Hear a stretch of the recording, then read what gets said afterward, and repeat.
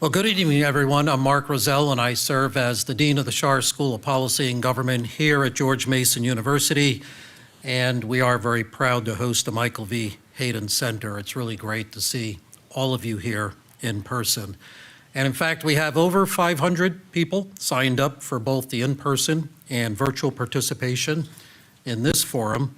At last count, attendees are from 35 states and the District of Columbia, 17 countries in 5 continents.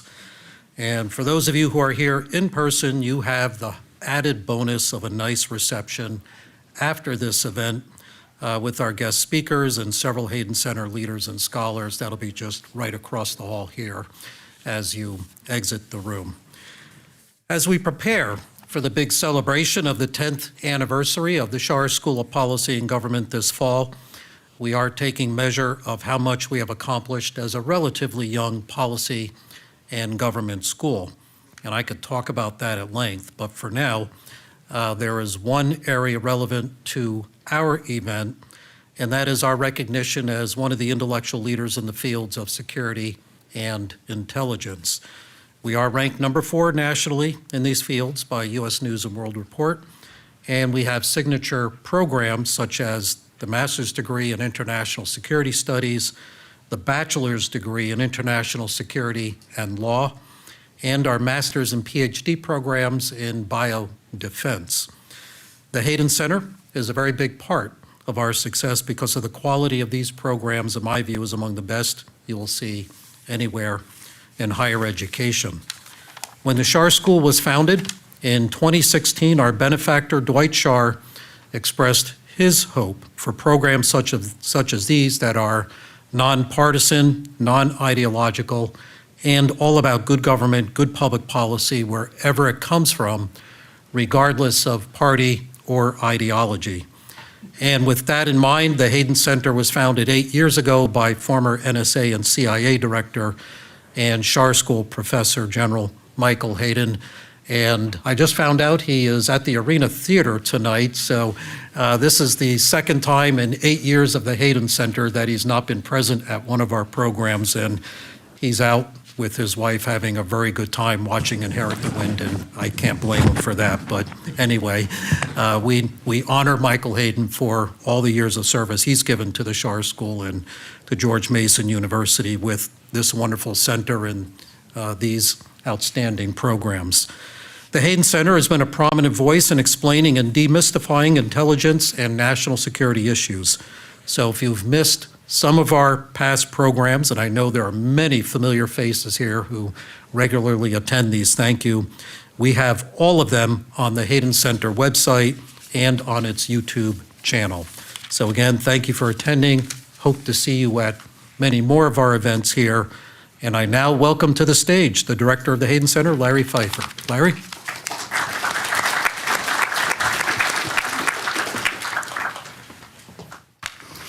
Hey, everybody. Thanks a lot for coming out. Really appreciate it. And thank you, Mark, for all those kind remarks about the Hayden Center. Just want to do a couple of administrative comments and then introduce our panel so we can get moving. First and foremost, for those of you who this may be your first Hayden Center event, if you'd like to know about our events first, we would invite you to join our mailing list. You go to our homepage, haydencenter@gmu.edu. or haydencenter.gmu.edu, and you can go ahead and just provide us your email address, and we'll make sure that you get to know first about the upcoming events. This event is being live streamed on YouTube and recorded, so welcome to our YouTube audience. Thank you very much for coming. It's a wonderful thing to have these people from all across the United States and around the world benefiting from the experts we can bring to the table here. Hayden Center is on social media, so if you're not following us and you are on social media, you can find us on Blue Sky, Threads, LinkedIn, Facebook.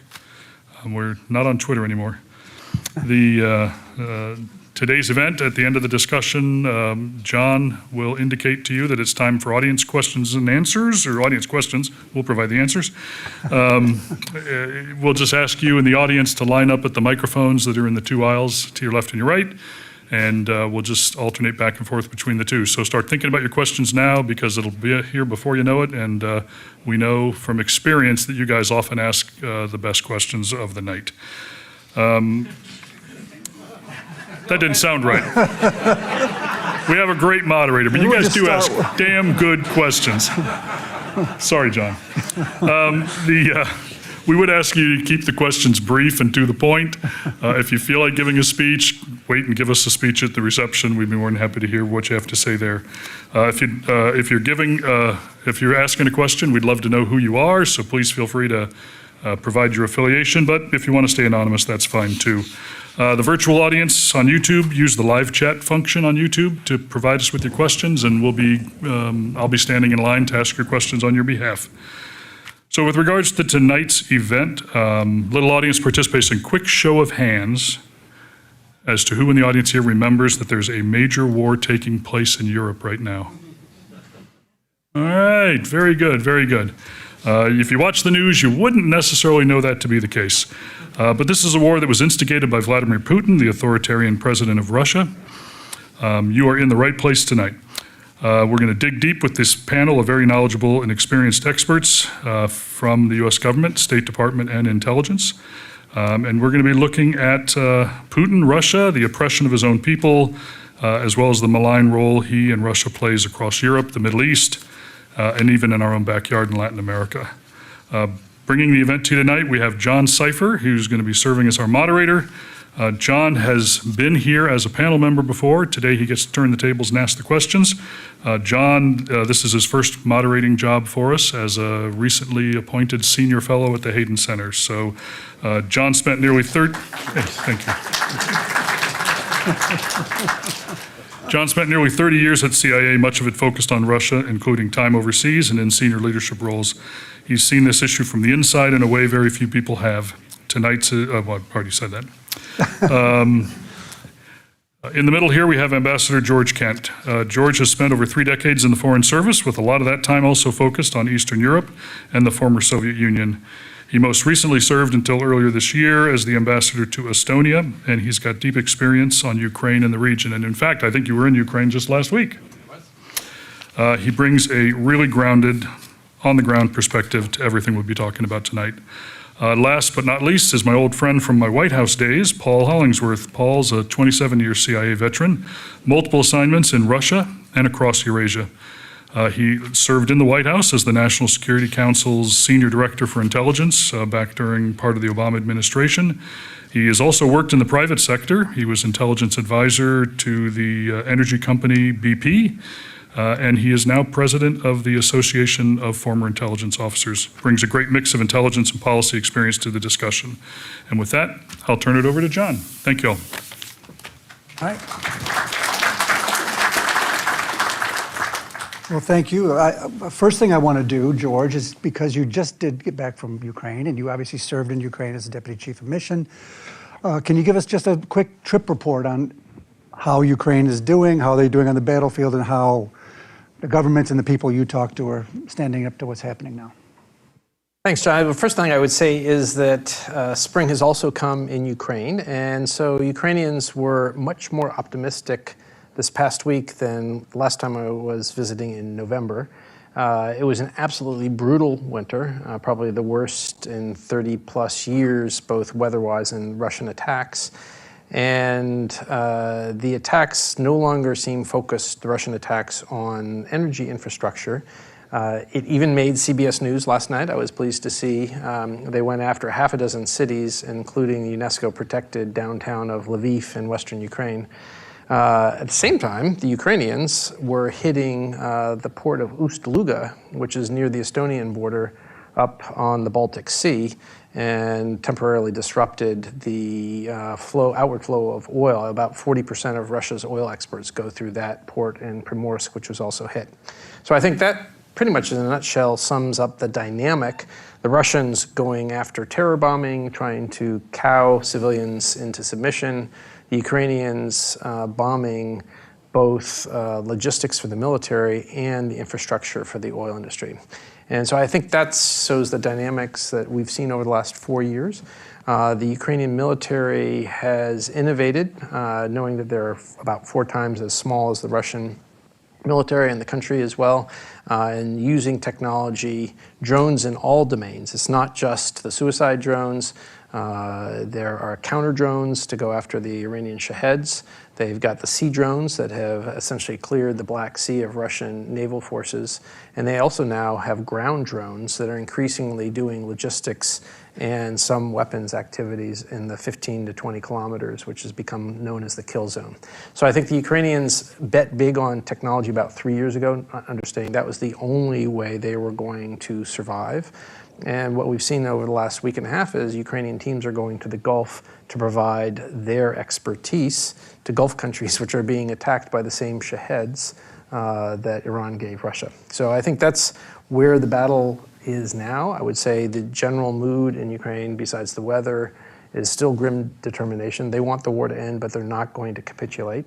And we'll see how the offense goes. The Russians started last week and have made no progress.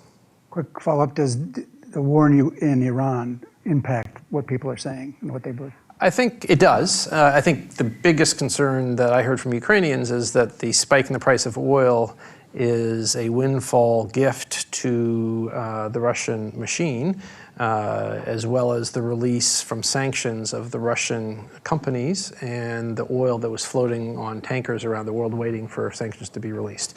So it was a massive gift financially to Putin's war machine. I think that, more than anything, concerned them.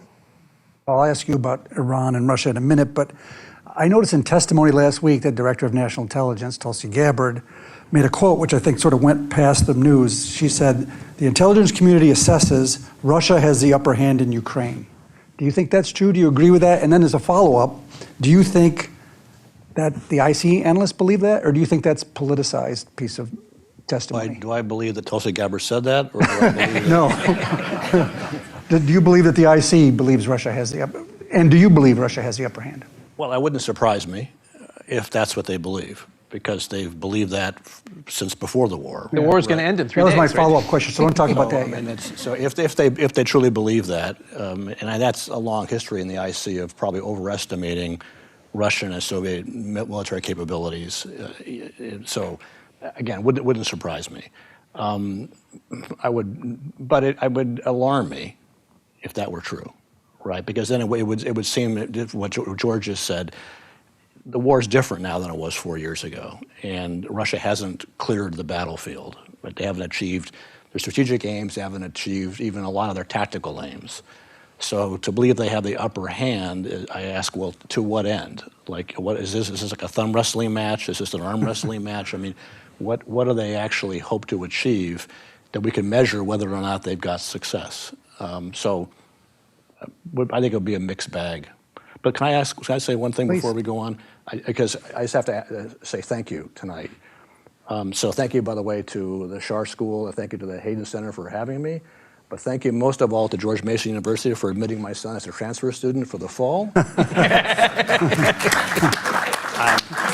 I'm looking forward to getting my basement back, so that'll be Let me just follow up quick then, because I don't know if, I think intelligence community analysts largely, and a lot of think tank analysts and others in 2022 also overestimated the Russian military's advantage in Ukraine. And you spent a lot of time working with intelligence community analysts on Russia and with State Department policymakers. Why do you think they got that piece so wrong? I think that they look at, well, I wouldn't say they look at the wrong things. I think they focus too much on the wrong things at the expense of other things. The same way we go back to the Soviet period. I mean, just because they had a gazillion T-80s that could roll through the Fulda Gap didn't mean that they would win, right? But then their estimates back then were full of dire predictions about the fate of Western Europe if the Soviets were to attack. Then we find out whenever Soviet systems were used in an actual combat, like in Israel, Syria, their systems wouldn't perform very well. So maybe the systems were a problem, technology was a problem. Maybe it's the will of the fighters on the other side too, to be more motivated, to be more innovative, to be able to outthink the adversary in real time. So there's a long history of the community overestimating Soviet the economy, all kinds of things we could go through. I personally think that it also comes from the fact that they hadn't studied Ukraine. Well, And the dynamics of Eastern Europe at the time, the rise of Poland. There's a lot of dynamics going on in the region in what they would call flyover country in Europe that they weren't focused on. That what would happen if Russia were to invade? People assumed that the Ukrainians would be bowled over in a handful of days. Okay, but why was that not the case? What did you miss in your pre-war estimates about Ukraine as a society, as a polity, as an economy, as a culture? but based on reporting too, the U.S. intelligence community and obviously the State Department people were working with Ukraine and were there and knew, but it almost seemed like there was a disconnect between the people on the ground and then what the analysts were believing. Yeah, I agree. And if I can add on Paul's point about the will of the opponent to fight, I think that was a critical difference between whatever their baseline analysis of widgets and the overestimation of the Russian capability, and a changed Ukraine, certainly since the Revolution of Dignity, the start of the war in 2014. So the wider war actually started 8 years after the conflict. And the Ukrainians had done a much better job of preparing to fight, and they were highly motivated. And to give you an example of, I think, the sort of thought exercise that people in the intelligence community should have done but didn't, I played this expectation, because it was all public, that the war was coming and Kyiv would fall, to a friend, Andrei Zagorodnyuk, who was the first civilian defense minister of Ukraine under the first year of Zelensky. And I said, Andrei, this is January. I said, a lot of people in this town think that a war is coming and Kyiv's going to fall. What would you say to this? And besides being the first civilian defense minister, he went to Oxford. He ran an industrial company before he briefly went into government service. And he says, let's do a thought exercise. He said, how big is Kyiv? I said, well, probably 2.5 million residents. He says, how many people are in it on a daily basis working? I said, probably 4.5 million. He said, what's the circumference around Kyiv? I said, it's a pretty big area, maybe 50 kilometers, maybe more. He says, if you're going to try to assault a city of 4 million with a 50-kilometer radius, and you need a double ring to protect from counterattacks, how many troops do you think you would need to succeed in that mission? And how many major accesses go into the Kyiv area? And I said, sounds like these are the questions that I hope our intelligence community is thinking about. And he said, and your sources, the US government sources, are reporting the Russians have 190,000 troops poised to attack Ukraine. When have the Russians ever fully staffed their units? The answer is certainly not recently. So he said, I'll give you 150,000, maybe. 150,000 going for a city of 4.2 million on any given day. They're not even going to be able to take Kharkiv, and that's 25 miles from the Russian border, which is true. They never took Kharkiv. So that very simple thought experiment from someone who understood how the Ukrainians were ready to fight, as a former defense minister, I think shows this type of questions collectively the U.S. government did not ask itself when we started signaling that Kyiv would fall in 3 days. Just make one more point, because I think we forget one famous incident at the very beginning of the war. So the Roman poet Ennius wrote famously, a victor is not victorious as a vanquished does not consider himself so. As long as there's still a will to resist, you haven't taken the battlefield. We're not talking about Iran right now. We're talking So we forget that, I mean, Zelensky could have fled, and he didn't. He said famously, I don't need a ride, right? Yeah. I mean, so when the Ukrainians stood up and said we're not going to roll over, the Russians didn't have a plan B. I mean, the plan A was a Chuck Norris-style raid on Entebbe kind of event. When that didn't take place, and the Ukrainians resisted being seized that way and decapitated, then they refused to be vanquished. And here we are 4.5 years later.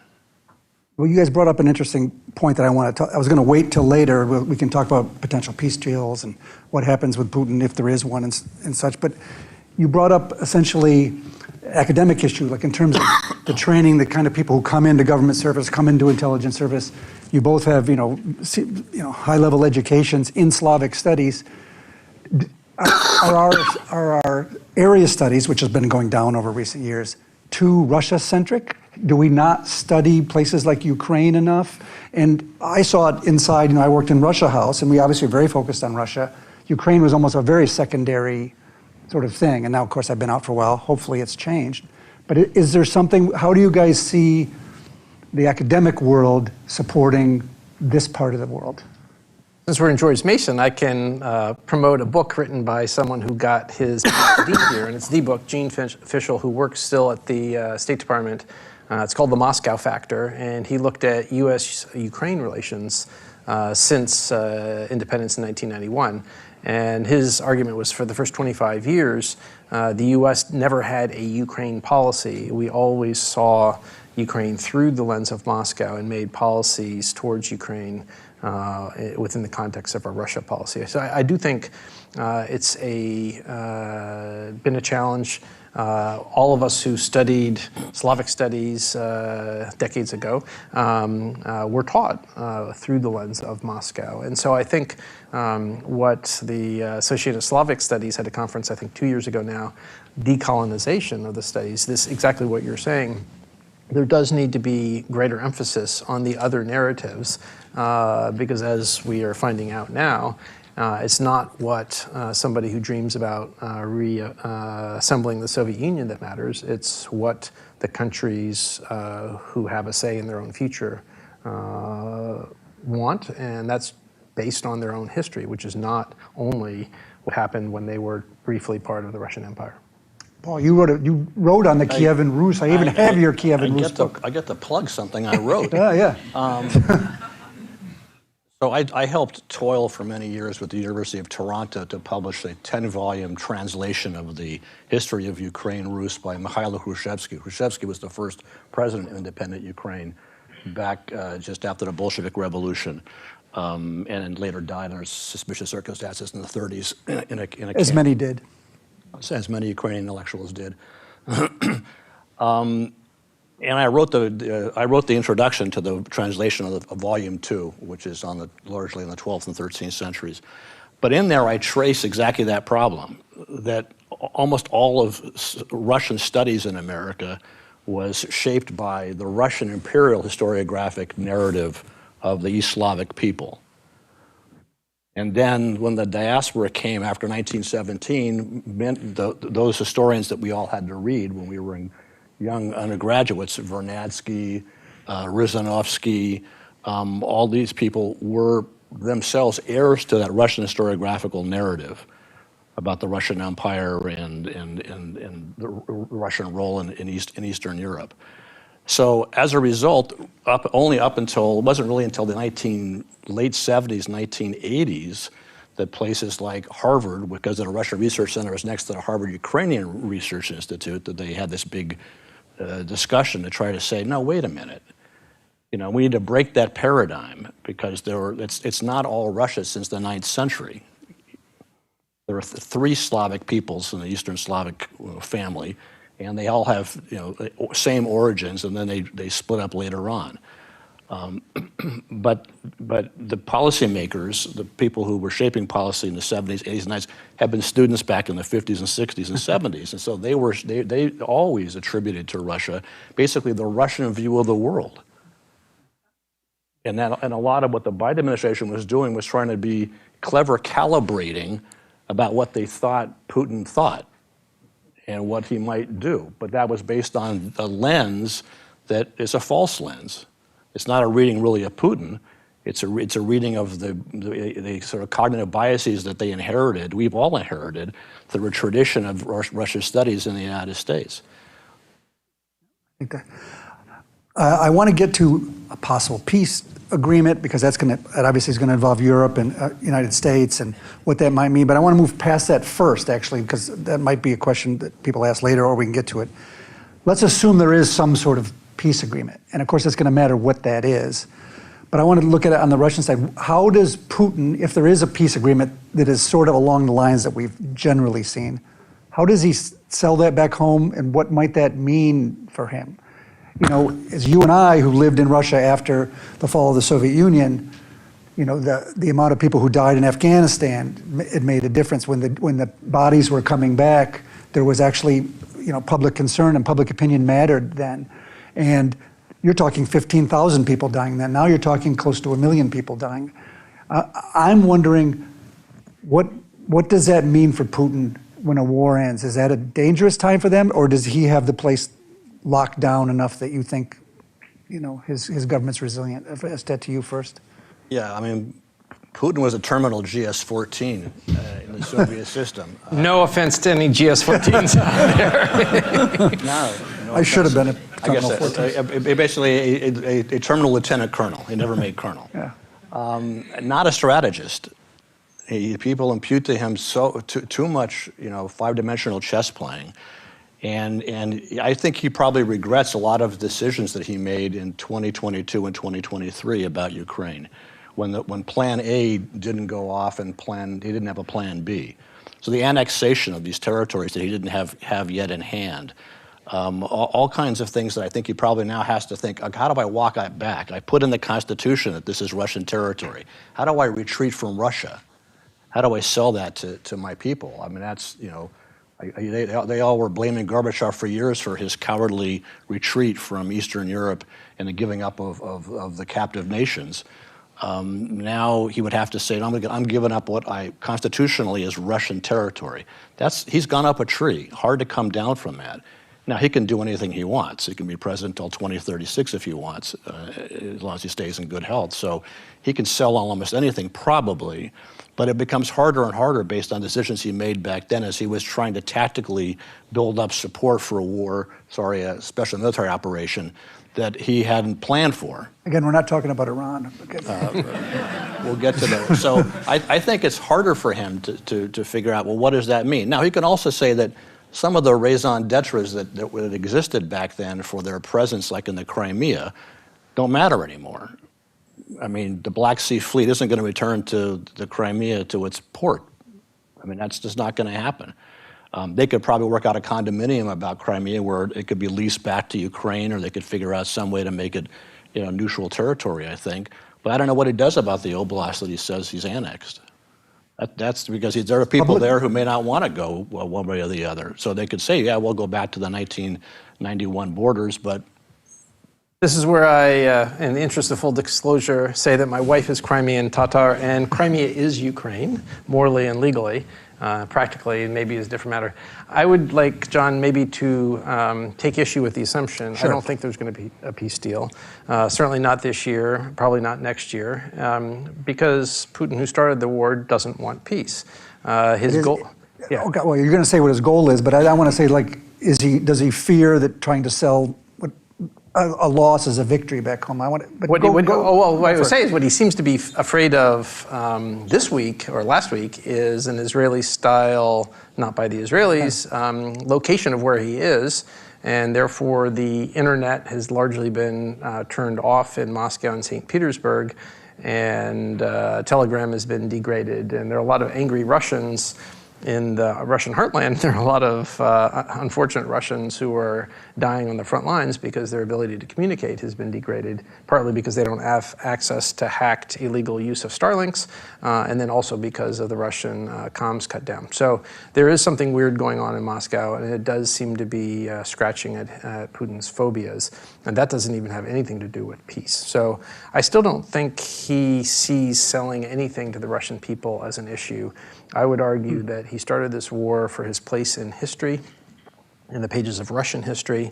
One of his informal envoys came to the State Department or to Washington in 2015. My fellow, now retired diplomat, Kathy Kavalek, was the head of the Russia desk team at the time. She wasn't there, but her deputy, Chris Robinson, was. And Chris and I sat down with this informal envoy, the former head of Echo Moskvy, and he told us what Putin wanted to do was to go down in Russian history as one of the 5 great gatherers of Russian lands. Ivan the Terrible, Peter the Great, Catherine the Great, Stalin, and Putin.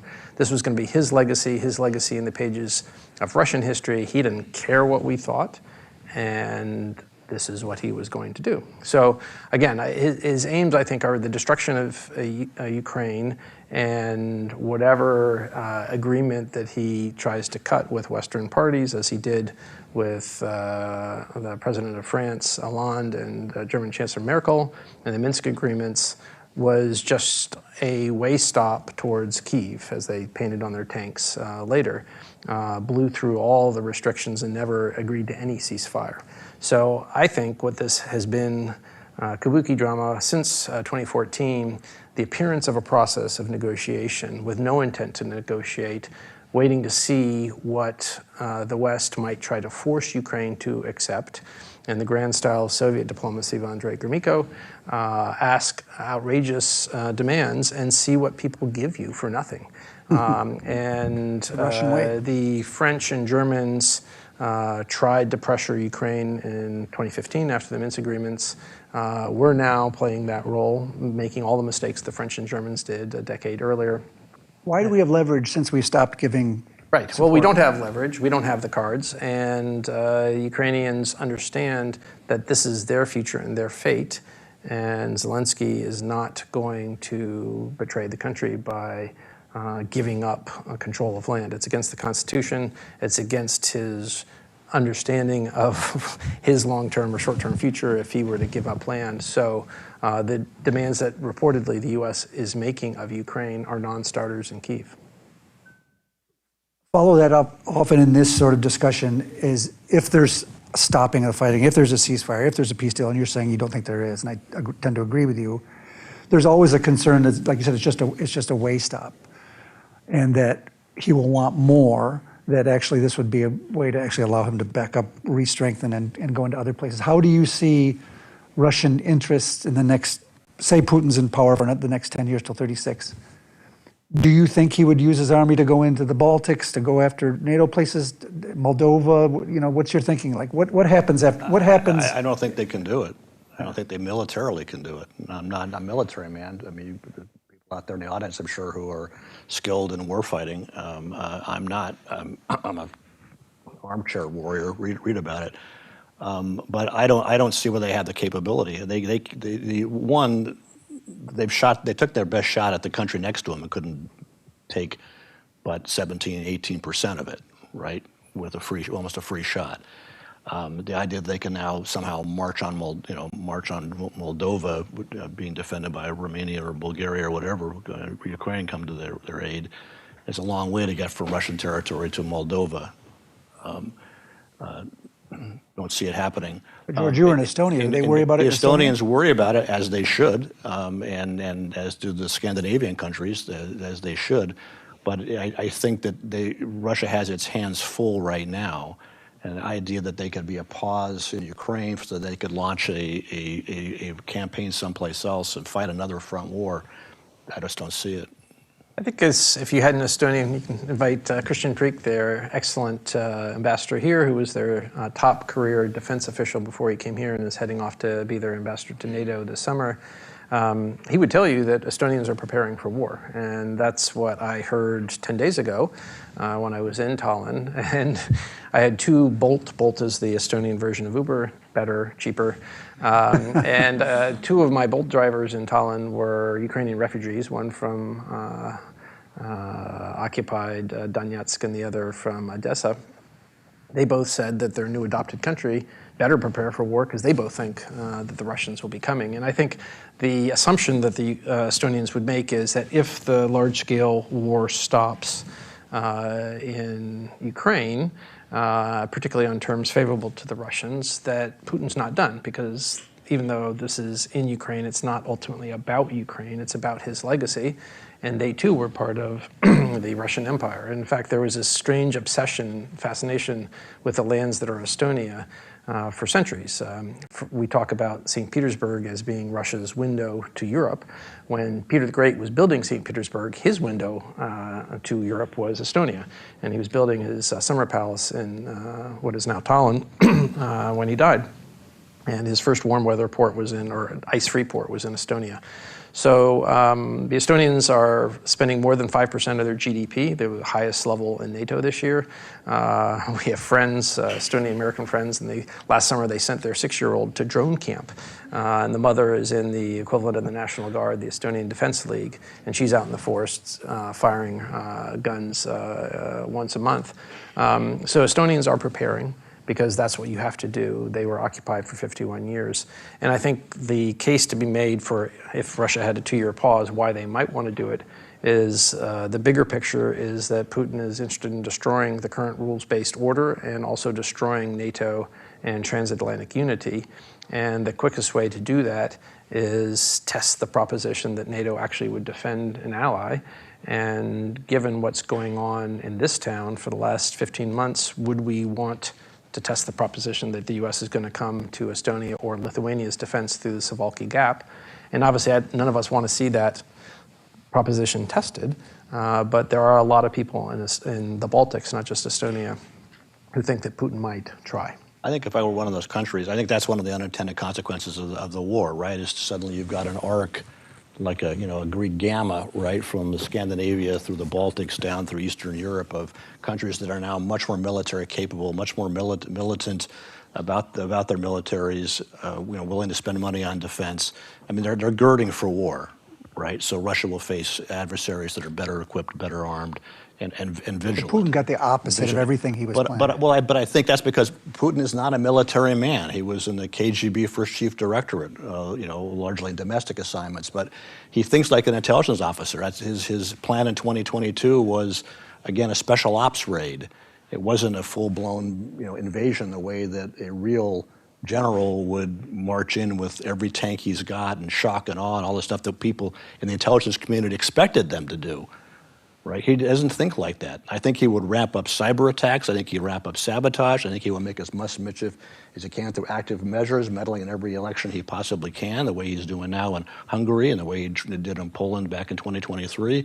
But I don't see him wanting to. I don't think that's the way he thinks about the chessboard with big armies and big campaigns doing big things. I think he thinks small.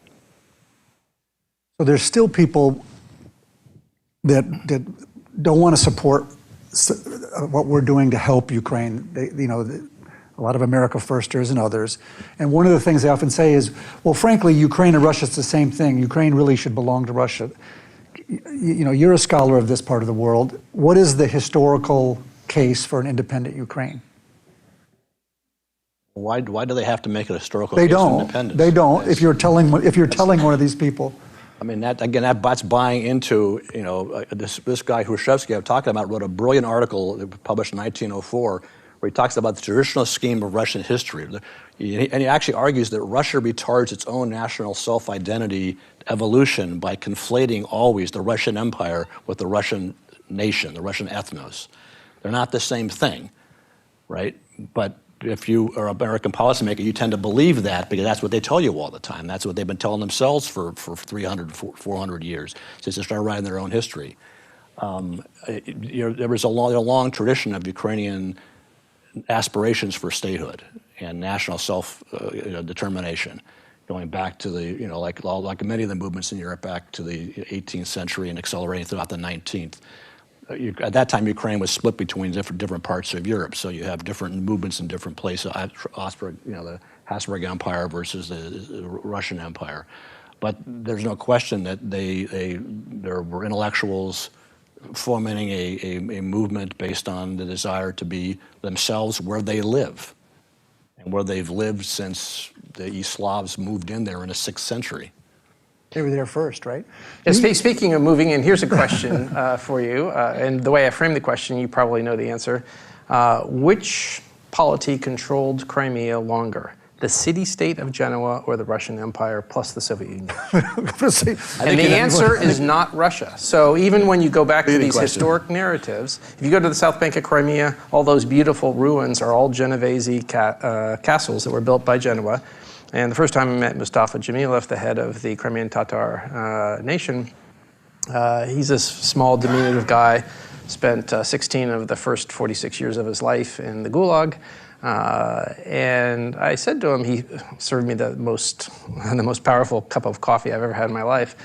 And as we were drinking it, sort of a Crimean Tatar style, and I said, Mustafa, if we're drinking coffee on the streets of Genoa in a cafe, no one would give you a second look. They would just presume you were Genovese. And he said, George, in my family tree, if you go back 5 generations, we're pure Genovese. So this Muslim head of the Crimean Tatar nation, born in Crimea, sent into exile as an infant, time in the camp.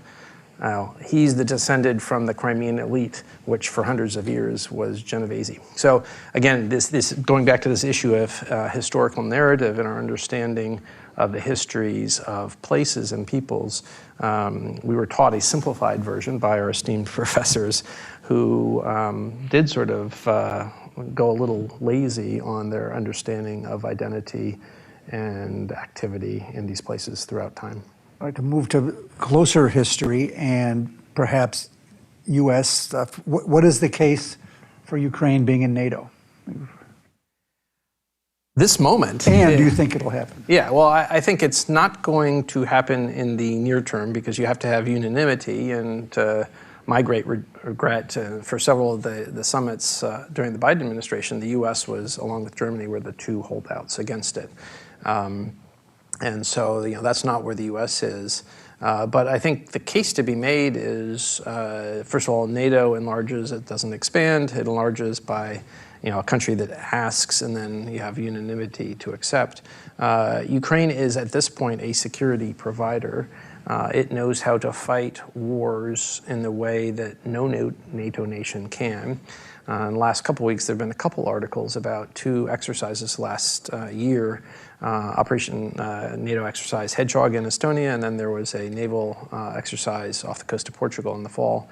In both cases, Ukrainian drone teams came, one case land drones, the other sea drones, and totally destroyed the NATO forces. 10 drone operators took out battalion-sized in a sort of command post, not actually blowing them up. Off the coast of Portugal, the Ukrainians took a couple of minutes and wiped the entire naval exercise square. We can't fight the way Ukraine fights in the new domains.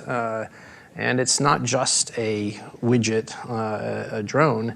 It is the information system, their ability to use AI to help targeting, and it's also the training and the manufacturing, which is essentially just-in-time manufacturing, not big 5-year contracts to primes, but having nimble startups integrated with frontline battalions, with the change cycle being a week or less, because the intense innovation that's going between the Russian and Ukrainian armies is that quick. And so that is what Ukraine has to offer now to our army, NATO armies, and to the countries of the Gulf that are trying to defend against Iranian, Russian technology. And so, again, NATO membership is ultimately a political decision, but I think if the argument up until 2 years ago was Ukraine had nothing to offer us, that's no longer true. I agree with everything that George said. I also just think that there's a cultural argument to be made here. We have to get rid of that paradigm. I remember when Milan Kundera wrote a great article back in the early 80s when he said, how come the Czechoslovakia is always seen in Eastern Europe when we're west of Austria? Yeah, right? Vienna, yeah. Somehow. Well, because they were in the Warsaw Pact. As a result, they were seen as Russian, right? Somehow this gravitational pull was that they were just pulled all the way, east. So, I mean, back in the 10th century, 11th century, the daughters of the princes of Kiev used to be married to the kings of England and France. I mean, that at that time, East Slavic territory was deeply integrated into Byzantium, into the rising Hungarian kingdoms, into Scandinavia, all over Europe. There was all one polity, one super polity. in Europe. So somehow, because of the 17th, 18th, and 19th centuries, we've forgotten that this used to be a center of learning in Europe. I mean, from the first printing presses, some of the first translations, some of the best Latin scholarship is all done in what is now Ukrainian territory in the 17th and 18th centuries. So this idea that somehow Ukraine is this weird stepchild to Europe and doesn't belong in equal to all the other nations is fallacious. So I'm going to ask a couple more questions to these guys. So if people are interested in asking their own questions, you might start lining up to ask your questions here. So this question is sort of the opposite of what I was doing before. A lot of people, we've lived in Eastern Europe, we've lived in Russia, we've lived in countries next to Russia. And there's, often in those countries who've had to deal with a very aggressive, greedy, brutal Russia, they obviously have views about the Russians themselves. And so do you think sort of the imperial greed and brutality over the centuries is it the czars, was it the commissars, is it Putin, or is there something about Russian society and Russians in general as a collective responsibility? Different people in different parts of the world have different views on that. What do you guys think, because you've been there? I mean, is there something that's messed up about Russia? No, I don't. I mean, no, they're just Russians. Well, I don't mean that in a negative way. I think that going back to Giles Fletcher in the 16th century, people go to Russia and they expect it somehow to be like where they're from. Maybe because it looks like Europe. They see like a town square and they see a church and they see a town hall and they think, well, it's just like us. And so fast forward to the early 1990s when Americans are coming to Moscow trying to make a Sweden with the Cyrillic alphabet. And so somehow we could just make it like us. But why is that so? We don't go to Sri Lanka and think that Sri Lankans should be like Americans or they're American wannabes, or they could be made to be Americans with little the Sri Lankans haven't been invading their neighbors for hundreds of years. There's plenty of aggressive countries, around. I mean, the Persians used to be invading everybody they could back, 4,000 years ago up to, Well, we could ask the same question then about the Persians. The coming of Islam in the 7th century.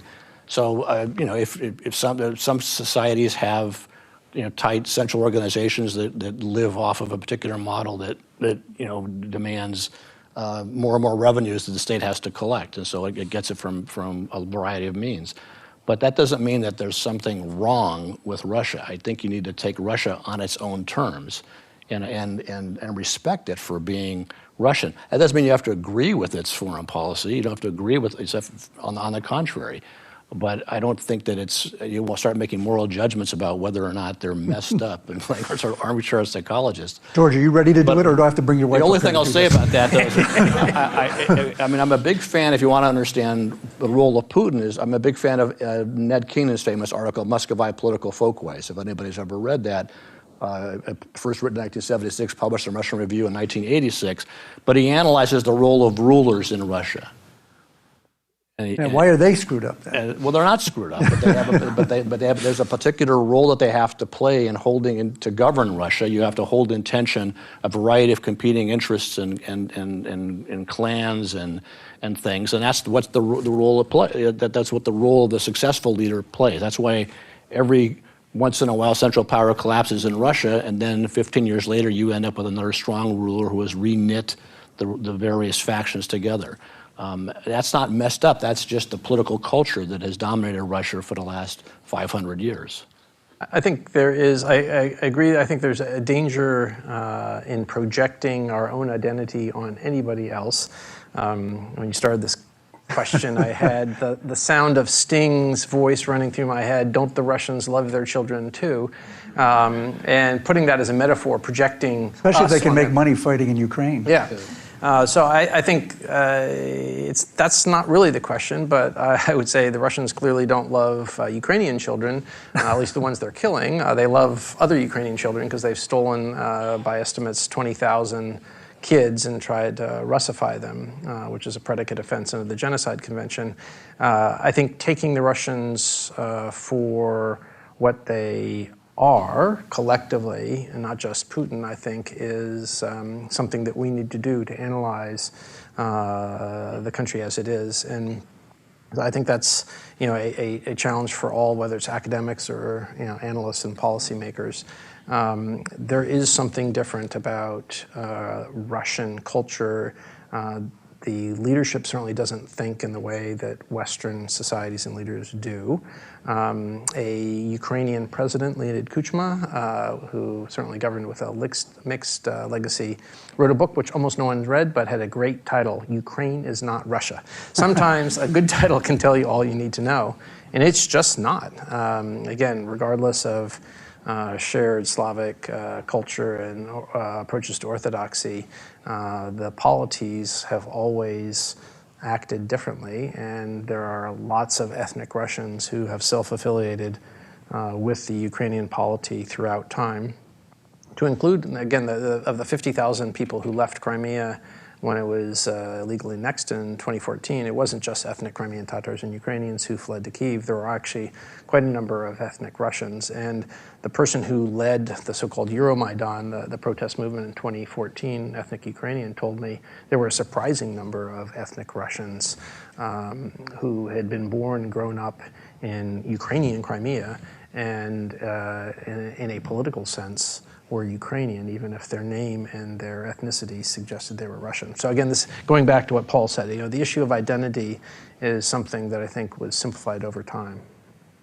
The last question will be a quick one with him, and then we'll get some questions, is American views on Ukraine. You took a bike trip last summer across the country to raise money for Ukraine. If you tell a little bit about that, and you met Americans in all sorts of places where you wouldn't to talk about Ukraine. So tell me a little bit about what. Yeah, 4,400 miles called the Transamerica Bike Trail, started 50 years ago for the bicentennial. And we talked to hundreds of people, all but 6 days. We were in places, counties that clearly had voted for President Trump in 2024. Overwhelmingly, people supported Ukraine. And you can see that in the polling, that people who voted for President Trump want the U.S. to do more. And I think there are three themes that came out for people who probably don't generally think about foreign policy, and obviously Americans don't vote in elections based on foreign policy considerations. I think the first that we heard again and again was associating Ukraine in the fight for freedom. There are probably a couple thousand Americans who have gone and fought for Ukraine since 2014. Over 100 have died defending Ukraine. And when I talked to vets, including one who was held prisoner of war by Russians for 4 months in 2022, they say Ukraine represents why we volunteered to join the U.S. military, and we wanted to continue to fight for freedom, and so they went to Ukraine and fought. The issue of the stolen children resonated greatly, whether people were aware of it or when we talked about it. That really hit, I think, emotionally. And then I think the persecution of non-Russian Orthodox Christians also was an issue that gained traction in parts that were heavily evangelical Protestant, Eastern Oregon and the like. So I think those were the three issues. I would say that people were very interested. We wore Ukrainian or U.S. biking jerseys, and almost everybody was eager and interested to engage and to talk to us. So I came away with that very strong impression that overall, even Americans who aren't in a policy bubble like the Washington, D.C. area, were interested in having that conversation. All right, let's go. Glad to hear your question. Thanks. Thank you very much for being here. You've touched on Russia's tools for asymmetrical warfare. So should we expect increasing activity in that front? And also, how do you assess their current capacity to align or co-opt foreign leaders in Eastern Europe and beyond? Yeah, so this gets into a term which is oftentimes used in academic articles, hybrid warfare. The term of art in Russian doctrine is active measures. It's been around for 100 years. The Russians, some Western European experts would suggest, are already attempting to undermine Western societies and Central and Eastern Europe in particular, but also in Western Europe. I guess the U.S. military might call it operational preparation of the battlefield, or phase zero, or whatever term you want to use. But I think the line of what constitutes warfare is blurred. This isn't, a king declaring war against another king and marching across a field in red uniforms. So the acts of sabotage, use of contracted Chinese cargo ships to drag anchors through the Baltic Sea and cut communications and electricity and gas pipelines between Estonia and Finland continues. European countries have actually now started boarding some of these vessels. And the sabotage, attempted assassination have been in play the last couple of years. So I think Russia's willingness to test the boundaries of resolve have been ramping up, but as long as it stays under the threshold for the conventional understanding of warfare, I think Western European countries are hesitant to be seen as being too actively pushing back, and the Russians are taking advantage of that. Yeah, I agree with that completely. Thank you. Thank you. The Baltic states have ethnic and linguistic Russian minorities in them. What impact or effect will this have on Russian actions in the future with the Baltic states? Well, I'm going to turn this to George because he was our ambassador to Estonia, so he's the Baltic expert. But I will say that when I worked at CIA originally, I was a Soviet political watcher, and I was on the nationalities desk there, so I did Soviet nationality politics. And particularly during that great summer of 1989, 1990, 91, when they were trying to get independence. Russia thinks the Baltics shouldn't exist. They also should be just back, where they belong. So that but there were predictions back in 1991 when the Soviet Union ended that there was going to be all kinds of problems with the ethnic Russians in the Republic, in the Baltics. That hasn't happened. There hasn't been mass violence either way, and the Russians haven't used it as a pretext yet to go in. It doesn't mean that they won't, but so far, 25 years later, a lot of the dire predictions back then have not happened. A lot of the ethnic Russians in those countries would prefer to stay there, given what the option is to move to Russia, which is, where they have EU passport versus, a Russian passport.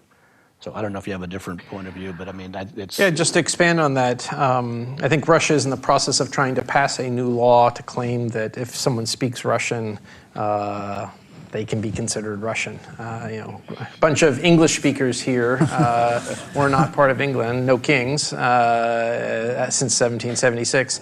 I think if you take Estonia as a case example, 25% of the current population speaks Russian. That's not a historical population. Russia occupied, the Soviet Union, Russia occupied Estonia after the Molotov-Ribbentrop Pact, and a occupation force came in, and they stayed. And so most of the Russian speakers in Estonia are the kids and grandkids of occupiers. They were given the chance to have Estonian citizenship if their family was there before 1940, or if they learned Estonian. So 25% of those, another quarter are Russian citizens. 60% of Russian speakers in Estonia are Estonian citizens, as Paul was suggesting. So I think they all have the opportunity to go back to Russia if they want, to continue to accept the sort of the privileges and responsibilities of being an EU and NATO country member. But I think what they individually might think is different than what Russia might try to do in their name. Estonian's hard to learn. I learned Finnish, which is nasty. Yeah, it's a language that's... By the way, the same question can be put about the Central Asia. There was talk about that they would use the larger Russian minority. Well, it was a majority at one point, but in Kazakhstan, for example, and try to take parts of that back. Hasn't happened yet. That doesn't mean that Putin won't use it as a pretext, but it has happened in Ukraine. Sir. Hello. Would you say that Russia's loss of Syria and Venezuela's allies, potentially Iran and Cuba in the near future, has seriously affected Russia's regime stability and their ability to project power outside of Europe? Well, this is the geostrategist here, but to project power outside, yes, because they're losing allies right and left and commercial interests that they used to use. I mean, it hasn't gone well for Rosneft in Venezuela, so a lot of bad bets. At the same time, that doesn't affect internal stability. I don't know if you disagree with that, but... I would just add, there's another area which is sub-Saharan Africa, the Sahel, and the Wagner Group went in, that disappeared, so they now call it Africa Corps, which sounds vaguely Third Reich Nazi. It seemed if we were here 2 years ago, you could have had someone else on stage saying the Russians are, rolling us up in sub-Saharan Africa, and they actually did displace the French and a couple of traditionally French former colonies. There seems to be buyer's remorse in the last month or so because the Russians didn't necessarily deliver what those leaders, some of whom came to power in coups, were expecting from the Russians. So again, there's no immutable truths, and I think countries seek to project influence in a variety of ways. And I guess we'll see. I mean, that's irony again. This is a sort of a George Costanza moment. People know I'm talking about doing the opposite. You sort of do the opposite of what you intend to do. I mean, Putin has undermined his very interests by prosecuting this war. Thank you. Thank you so much for the great, insightful discussion. My name is Toshiki Matsukiyo from the Embassy of Japan.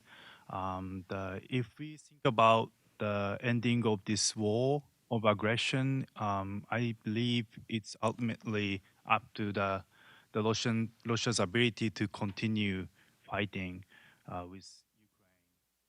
How do you assess the Russia's ability, to continue this war of aggression?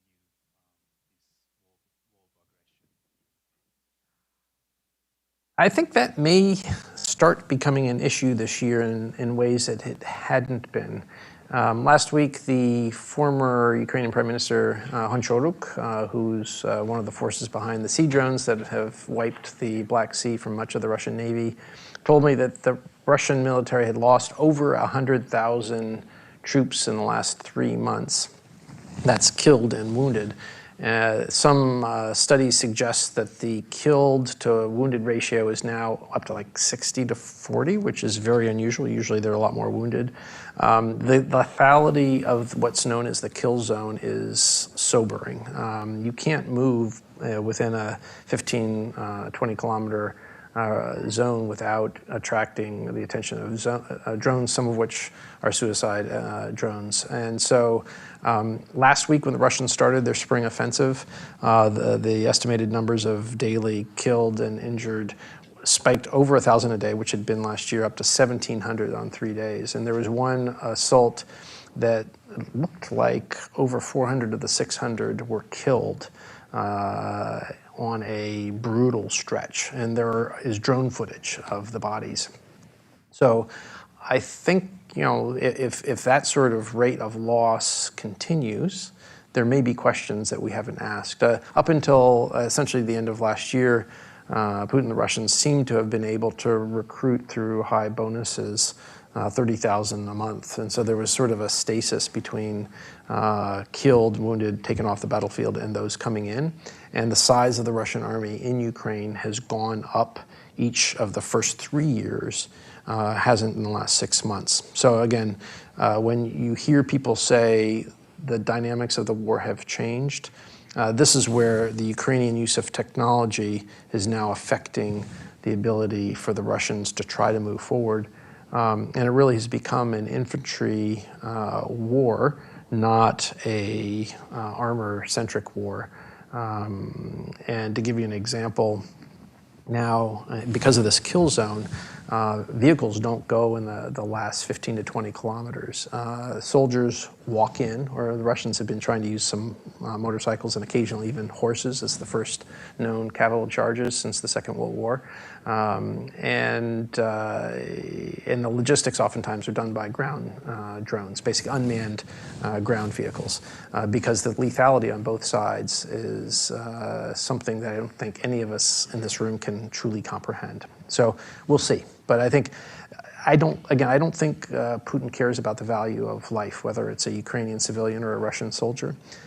So as long as they're able to continue to recruit, I think the brutality will continue, and we'll see if there's a breaking point. I think that's true from a military perspective. I think you have to look at, though, the wider economy and society. I mean, when Putin became president back in 2000, I think one of his first, maybe his inaugural address, he said that he was trying to aim to get to the GDP of Portugal. It's been 25 years. I mean, Russia, after 25 years, with all the wealth that they have, should be a massive economic superpower, not at the level of Portugal. I think the GDP of Portugal probably is greater than GDP of Russia, as a matter of fact. So one of the costs of this war, going back to 2014, increasing sanctions and things, and certainly since 2022, is lack of investment in lots of other stuff. It's what Nassim Taleb calls the silent victims. All the stuff you're not going to have in 2035 and 2040 because you didn't invest now. You know, developing the Arctic from an energy perspective, for example. You know, the technology, wiring the country. I mean, I'm not saying the country is going to become penurious, but nonetheless, for those of us who lived in Russia, there's large chunks of Russia that have not developed very much since 1991. I mean, huge numbers of places still don't have electricity and running water in schools and things, and very, very rudimentary health care. At some point, I don't think that necessarily tipping point, people are going to march on Russia like, you know, some of the old peasant revolts in the Tsarist period. But nonetheless, does come a point where people begin to sort of put pressure on the system to say, well, why is it like this? Why does it have to be like this? We're not there yet, but. Are we okay for time, by the way? I'm looking at you, Larry. We were okay for time for a couple more questions? Yeah. Okay. Okay, sure. Joe Biden kept warning about the danger of war going nuclear. The Johns Hopkins published an article February 16th, why mRNA is important for U.S. national security. February 16th, 2026. Hopkins mRNA expert explores how mRNA is a key asset in defending U.S. public and service members from emerging biological threats. It says it's relatively easy to make a bioweapon with a little AI and a little bit of knowledge, and it's cheap. So if, and Matt Taibbi published a letter from Russian arms manufacturer offering cooperation with Iran. In the Racket News today, so why aren't people more concerned about the nuclear threat and a possible biological threat like Biden was?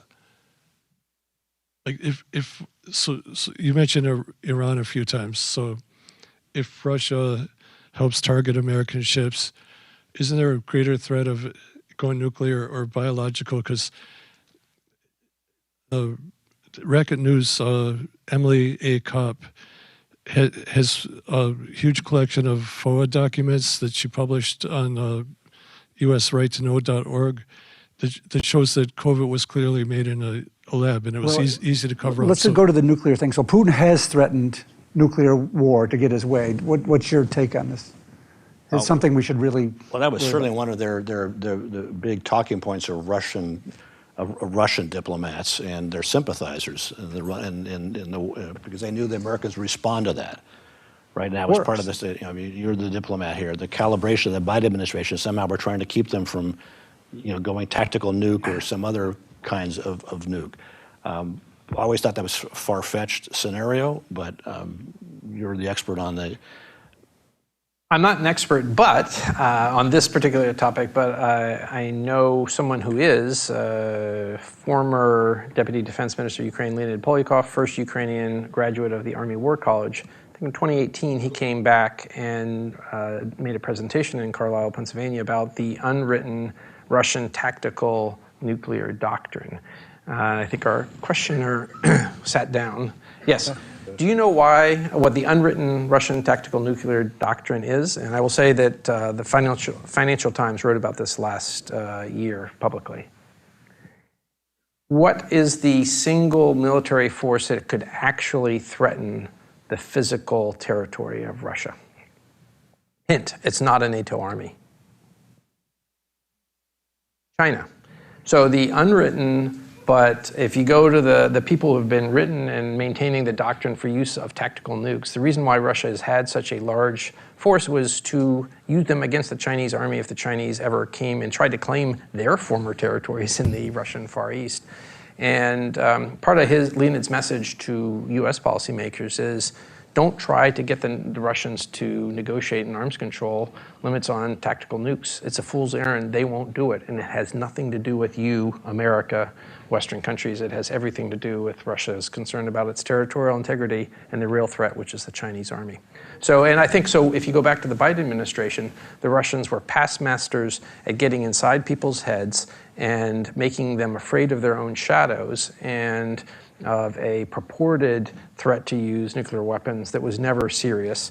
Boris Yeltsin threatened to use nuclear weapons when Bill Clinton criticized his Chechen policy.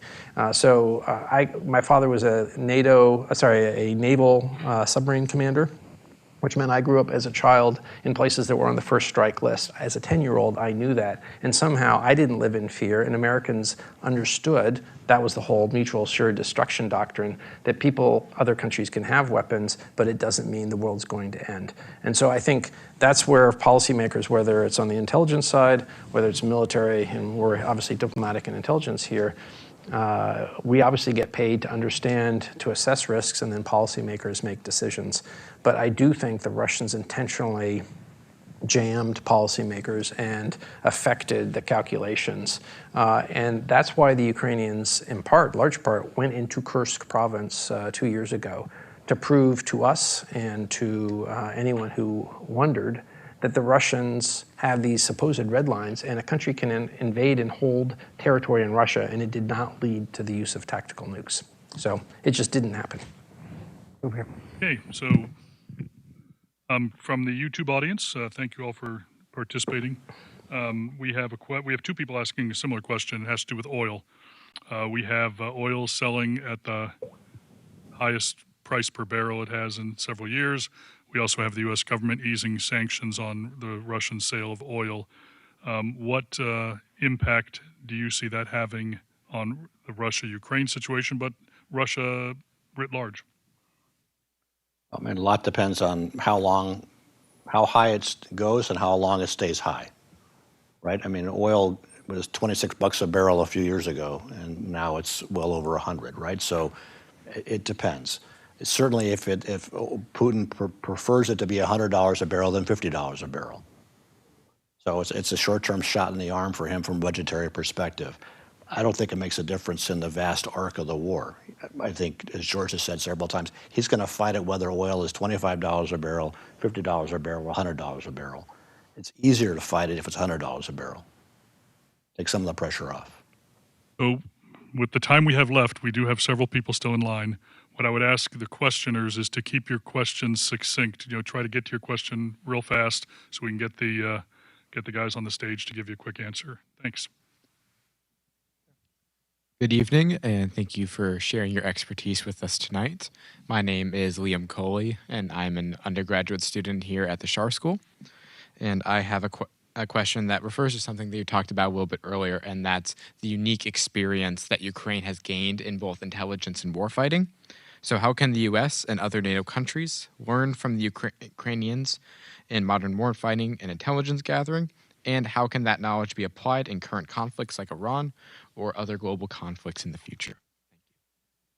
I think the immediate what we can learn and apply is to protect our own troops in the Middle East and those of our allies, that you don't need to fire off multiple super expensive Patriot interceptors to try to intercept a $50,000 Shahed drone. And a week ago in Kyiv, I woke up to hear the rat-tat-tat of probably like 50 caliber, as well as some booms of anti-air, because there were a series of drones that were attacking central Kyiv around breakfast time instead of at night as usual. They weren't using Patriot interceptors because there wasn't a ballistic missile incoming at that moment.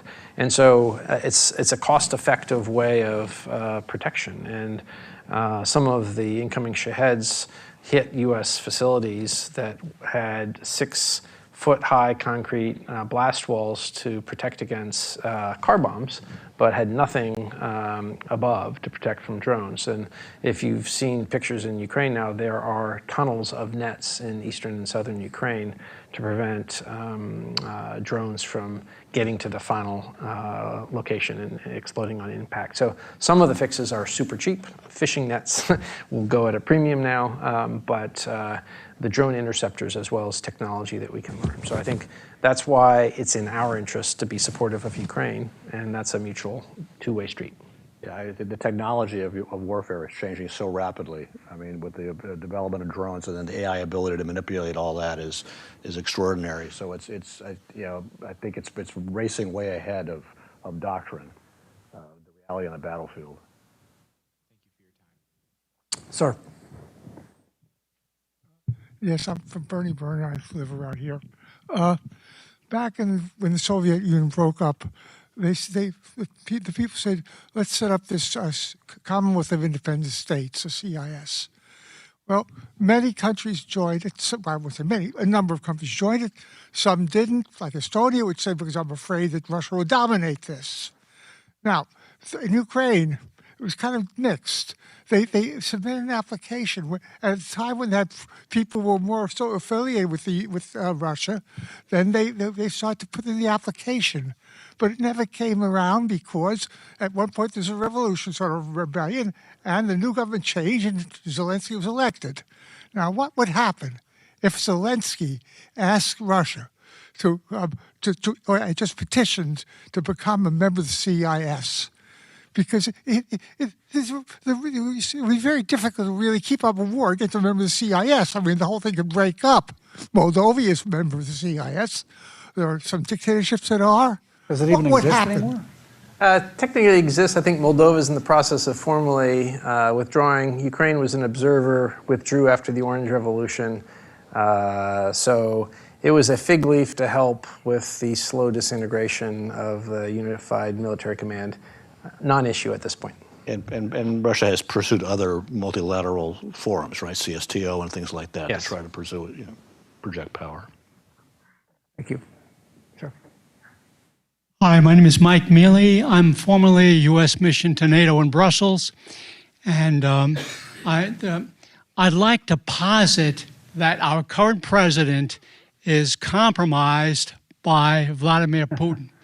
Reason why I say that is because when I was in Brussels, my wife and I wanted to visit Moscow. We were told by our security team that just be sure that whatever you do in your bedroom is going to be filmed.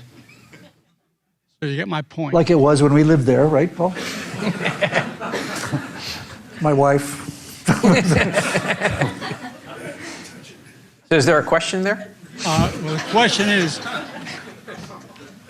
Well, this is, well, I've written about that. If you want to look at, there's a piece about is Donald Trump a Russian asset? And I wrote a thing for Just Security to try to explain how the United States and Russia look at intelligence sources. And I think we look at sources very, very differently, the way we do things. And so I do think that the Russians would be interested in manipulating someone like Donald Trump, who is favorably opposed to them, but he would be the worst secret source of all times if he was like, because you couldn't get him to meet with you, how would you debrief that guy? Like, it would be terrible. So is he an asset to Russia? Yes, in the English term, is he's helping Russia. Is he a secret source? I really doubt it. And afterwards, I can show you some of the articles that have been written about that. But your concern is one that's not unusual. Let's put it that way. Lenin coined a phrase 100 years ago, useful idiot. And those are people in the West who, while not controlled assets, take decisions of their own volition that help Moscow's interests. And I think that's a fair way to look at it. And then we'll do a general. Okay, sir, you go first. Just one question about, you mentioned some military capability here before, but just from your sense and what you've seen, so early on, we heard a lot about, as far as commanders, or their operational commanders, some getting fired, some just vanishing. What is the sense right now of the capability of the operational commanders? Like, you don't hear any of them getting fired, at least not publicly. You're talking about Russians or Ukrainians? Russians. Okay. Russians. Like, what do you think is the sense of their operational commanders at this point? And also, as we progress in this thing and we grind on and keep muddling on through, what about the effectiveness of the formations at this point in terms of as you're now entering year 4, are those formations less effective overall, or just how do you see this going forward as far as those formations, especially the commanders? Okay, that makes sense. Just quickly, yeah. Sorry, hi. Thank you so much for your words of wisdom and this talk.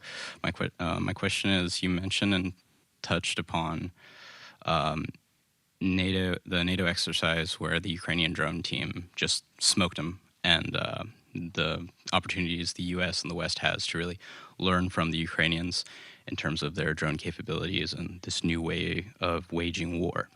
Do you think there's enough concern in the U.S. and amongst partners and allies as to what China has learned from this war in terms of how they would prosecute a very painful war against the U.S. in the South China Sea, especially with casualty rates and statistics coming out of Ukraine?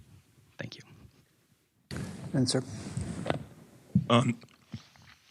Since 2022, successive administrations have imposed deliberate capacity restrictions on Ukraine, whether that's slow rolling ATACMS, resisting longer range fires, or restricting strike authorization to Russian territory. Some of the logic, particularly from the Biden team, was escalation management, but every declared Russian red line, whether that's HIMARS, F-16s, or tanks, was proven to be hollow. And Ukraine has already demonstrated indigenous long-range strike capability, even if it's crewed by Western standards with its drones and indigenous cruise missiles. So if Ukraine is already hitting these targets with worse tools and Russia isn't escalating, what's the basis for withholding these capabilities? Is the escalation concern still valid, driven by intelligence, or is it sort of a policy assumption that nobody's revisiting? Thank you. All right, so status of Russian commanders. What is China learning from this war? And the escalation red lines question that he just asked. There's people in the audience I know who are sinologists, but I'm not one. But the U.S. I don't think has been paying a lot of attention to what's happening elsewhere in the world. So you look at what Azerbaijan did to regain Nagorno-Karabakh, based heavily on their leveraging Israeli technology, Israeli missiles, and Israeli drones, and that has now morphed in Ukraine. So certainly the Chinese are looking at all this. That's what they do. They collect and they study, and they're evolving. For example, there was that great operation that the Ukrainians did, sending in semi-trucks, hundreds of kilometers deep into Russian territory. On a signal, top pops up, drones come out, flood the zone, attack something. Well, the Chinese are said to be doing the same thing with huge cargo ships, to be able to just put them out there near Taiwan, and at some point just thousands and thousands of drones will come out and overwhelm Taiwanese defenses. So that evolution is happening. On Russian commanders, those of us that know the Russian military and know Russian society understand it was never, again, this was never a 10-foot tall system. And commanders, even in the best of times, were if life is a bell curve, heavily tilted toward the far right. One of the casualties, and I mean that literally and figuratively, in the first year of the war was much of the Russian officer corps. Hard to replace that. The Ukrainians are killing them about as fast as they can come out of officer school. So I don't think that they become more effective as a corps. And from what I can see from a lot of the sort of the same stuff we read, is that they're having trouble at the detachment level. I mean, you've got, what do you call it? I mean, even when the war started, a lot of their detachments were at 50, 60, 70% strength at best, and probably the same way now. There's a certain brutality among some of the officers who, even if they're corrupt, relieved, have circled back into command again, and relying again on this fear factor. You can see videos of Russian soldiers being taped to trees in the freezing weather just to encourage them to go back and be in these meat assaults. That all said, the Russian military does retain a certain core professional competency. And in talking to Ukrainians who've been in the trenches and fought across from them, two areas that they expressed admiration for the professional competency of the Russian military is electronic warfare and engineering. The Russians actually entered this second intense phase with much better combat engineering. And when the Ukrainians thought they were on a roll taking back territory, they ran smack dab into multi-layered defense. And we trained them to take back territory using tactics that were wholly inadequate. We, the US government, thought the Russians would be having a minefield, for instance, that was 100, 200 meters max. Instead, it was 5 or 10 kilometers. And the layered effects were staggering. That's why the Ukrainians, the 23 counteroffensive failed. And so as brutal as the Russian army has been and as many of the casualties that they have suffered, they too are a learning organization. And these fiber optic drones, which are drones that are attached to fiber optics, can't be electronically jammed. And the controller with joysticks and a little small screen like playing a video game is able to control those fiber optic drones up to 20 kilometers. That's why there's this, in part why there's this kill zone. Some of the drones are flying on their own volition, others are attached to fiber optics, and that was an innovation of the Russians, and then the Ukrainians followed. So I think that's the other takeaway, that just because the Ukrainians bet big on technology doesn't mean the Russians aren't also adapting. And just like the Ukrainians, the Russians have a military that is able to fight in a way that no NATO army. But there is still there was a paradigm in 2022, 23 that said this would be like the Finnish Winter War. Yeah. That the Ukrainians might have some successes early on, but the Russia would adapt and eventually be able to overwhelm them. But the Ukrainians have been able to develop and adapt enough to be able to prevent the Russians from bringing mass to bear. And I think that's in part, I mean, I will say there was a bit of a panic factor when I visited in November. Ukrainians seem to be in a better place. It's not a great place, but a better place now in March. And that's just, again, a sign of how quickly some of the technology is innovating. Then the last question was, why aren't we giving more weapons? Because for a while, the reason we weren't giving weapons because we thought it would cross a red line. Yeah. We've crossed our red lines. Why not more? And I think the answer is well, the policy. answer is pretty clear now. It's policy. Under the current administration, we will sell weapons if the Europeans buy them for Ukraine. But we're not, the assistance that the U.S. gave last year that wasn't already appropriated and procured was zero for Ukraine. And so that's an unfortunate reality that we're not arming Ukraine to win. And that leaves the Ukrainians dependent on Europeans buying some U.S. weapons, providing some European weapons, and then Ukrainians innovating with their own weapon systems. And as I think you mentioned, they developed their own long strike capability, maybe not quite as accurate as some of the U.S. systems, but it doesn't come with any restrictions because it's their systems. So I think that's the other factor. U.S. technology is not being, apart from the Patriot system, is not being proven in the cauldron of war innovation. And we're sort of walking off the field of military innovation in ways that aren't going to be good for both our military and, frankly, our defense industry. And it's costing us a geostrategic opportunity to be able to be the midwife for what's going to happen in Eastern Europe at the back end of this, and be the person that helps, as opposed to the one who's losing our leverage. Didn't do enough. Yeah. All right. Well, thank you guys. Been very, very patient. Over to Larry. Hey, everyone, thank you for being a great audience. Thank you to our YouTube audience for also sticking with this event and asking some great questions. I want to thank Ambassador George Kent, Paul Hollingsworth, for the great insights you provided, the historical context you put this whole situation in. My takeaway is I can save this graphic and we can probably do this in another couple of years. I don't think anything's going away. I want to thank John. I thought he did a great job. He asked great questions. Some of them were even better than the audience questions. So for those of you who are here physically in the audience, you get the great advantage of getting to continue a conversation with our panel members and our guests at our reception. Just make your way across the hall, food, drink, What I would ask, though, is you go ahead and begin to move your way there and let our panel members here get their mics off and make their way over there as well. Don't corner them up here on the stage. April 15th is our next event. So we hope we'll see you there. Thanks.